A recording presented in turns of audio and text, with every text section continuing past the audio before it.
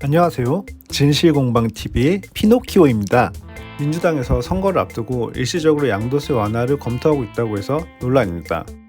홍남기는 다주택자 양도세 완화 계획이 없다고 선을 긋고 있습니다. 좌파들은 민주당의 양도세 완화 정책이 부자 감세 정책이라고 분노하고 있습니다. 오늘 알아볼 주제는 다주택자 양도세 완화 정책이 정말 집값을 낮출까? 입니다. 현재 정부가 집값을 올린 방법은 워낙 여러 가지가 있지만 그중 하나가 바로 다주택자 양도세 중과세입니다. 집을 팔게 되면 양도세가 최대 81.5%이기 때문에 매도자가 실질적으로 남는 것이 없어 주택 매도를 못하게 됩니다. 그로 인해 매물 잠김 효과가 발생하고 정부의 주택 공급 제한 정책까지 맞물리면서 집값이 천정부지로 치솟았습니다. 양도세가 중과되면 다주택자 세금이 많이 내니까 손해를 볼 것이라고 생각하는 사람들이 많은데 이것은 사실이 아닙니다. 유류세를 다룬 영상에서 유류세 인하를 통해서 기름값 인하를 유도했던 정책을 다뤘습니다. 자본주의 원리에서 세금이 중과될 경우 최종 가격에 그 세금이 포함되고 그 세금 부담은 최종 매수자가 부담하게 됩니다. 이것을 마치 매도자인 다주택자가 부담하여 양도세로 큰 손실을 입었다고 좌파들은 조화를 하지만 실제로는 매수자인 무주택자가 양도세를 집값에 포함하여 지불하고 매도자가 명목상 납부하는 것입니다. 따라서 아무리 세금을 중과세한다고 해도 그것이 집값에 반영되어 무주택자가 집을 매수하려고 할 때 엄청나게 많은 비용이 들어가게 됩니다. 아무리 비싸도 집은 사야 합니다. 집은 의식주의 하나로 생필품이기 때문입니다. 집값이 아무리 오른다고 해도 밖에서 노숙할 수는 없는 겁니다. 게다가 정부의 주택 공급 제한 정책으로 신규 물량 공급이 급격히 줄어들고 있기 때문에 집의 가치는 더 올라갔습니다. 그래서 무주택자들은 눈물을 머금고 영끌하여 무리한 주택 구매를 할 수밖에 없었습니다. 그러면 유류세를 낮춰서 기름값이 떨어진 것처럼 양도세를 낮추면 집값이 떨어지겠구나 생각할 수도 있습니다. 그런데 정답은 반반입니다. 확실히 양도세가 인하되면 그동안 양도세 중과세로 인해 잠겼던 매물이 여기저기 나오면서 집값이 일시적으로 떨어집니다. 특히 자산 가치가 적은 지방이나 수도권 외곽부터 매도 물량이 많이 나오면서 집값 하락을 이끌 것입니다. 하지만 여기서 주목할 점은 양도세 인하가 일시적이라는 겁니다.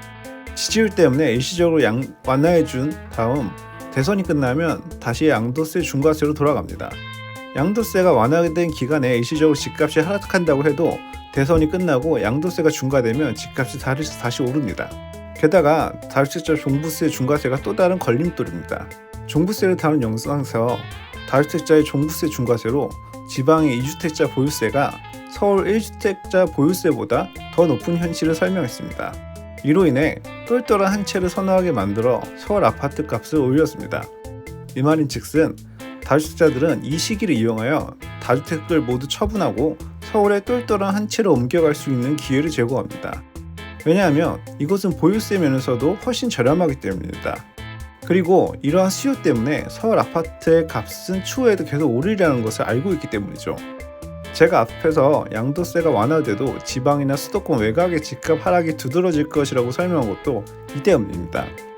그러면 양도세를 영구적으로 완화하고 종부세를 폐지해버리면 집값이 떨어질까요? 그것도 아닙니다. 왜냐하면 주택 공급이 급격히 줄어들고 있고 인플레가 심각한 상황이기 때문에 부동산이 가장 확실하면서 큰 수익을 보상할 수 있는 투자처이기 때문입니다. 따라서 집을 팔아서 나온 이익은 모조리 다시 부동산으로 들어올 것이고 그것은 서울 전역의 집값을 올릴 것입니다. 따라서 집값을 낮추고 싶으면 집을 매수한 가격보다 팔 때 더 비싸게 팔 수 없도록 빈집이 넘쳐나는 상황을 만들어야만 합니다. 그 방법이 바로 수요를 초과하는 공급입니다. 여기서 주택이란 13평짜리 공공임대가 아닌 민간 건설사가 분양하는 진짜 아파트를 말합니다. 주택 공급이 수요를 초과하면 집의 투자 가치는 사라집니다. 인구의 급격한 감소까지 고려하면 집값은 장기적으로 우하향할 수밖에 없겠죠.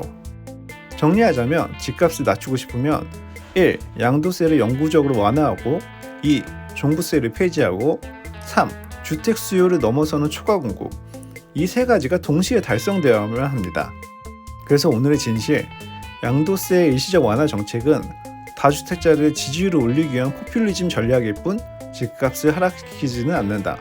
결국 양도세의 일시적 완화로 집값이 잠깐 하락할 것입니다. 하지만 대선이 끝남과 동시에 양도세가 다시 중과되면 집값이 다시 폭등하고 특히 서울 강남 아파트를 필두로 해서 전역이 올라갈 것입니다. 다만 집값의 가장 큰 리스크는 정권 교체입니다. 정권 교체 시 앞서 말한 세 가지 조건이 동시에 현실화될 수 있으니까요. 영상이 마음에 드셨다면 구독과 좋아요 버튼을 눌러주시면 감사하겠습니다.